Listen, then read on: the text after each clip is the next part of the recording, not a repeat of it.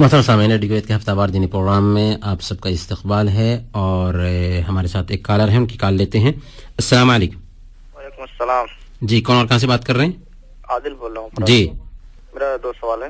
جی، وضو کرتے سمے کیا کون سا کلمہ پڑھنا چاہیے اور وضو کرنے کے بعد کون سی دعا پڑھنا چاہیے؟ بہت بہت شکریہ۔ عادل صاحب نے سب سے پہلے پوچھا ہے کہ وضو کرتے وقت کون سی دعا پڑھنی چاہیے۔ وضو کرنے سے پہلے بسم اللہ کریں اور وضو شروع کر دیں۔ وضو کے بیچ میں کوئی بھی دعا ثابت نہیں ہے۔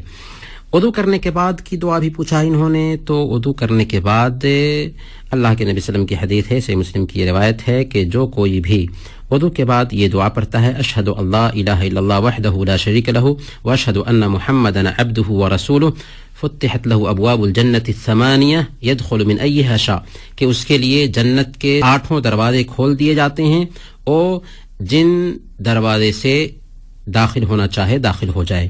اس سے آپ اندازہ لگا سکتے ہیں کہ ایک آدمی وضو کرنے کے بعد جب یہ دعا پڑھتا ہے تو کس قدر اس کو انعام حاصل ہوتا ہے کہ جنت کے 8 دروازے کھول دیے جاتے ہیں، اب وہ جس دروازے سے چاہے داخل ہو جائے۔ اسی طرح سے حدیث کے اندر یہ بھی دعا بتائی گئی ہے، اللہم اجعلنی من التوابین وجعلنی من المتطہرین، دونوں کو ملا کر کے ہم پڑھ سکتے ہیں۔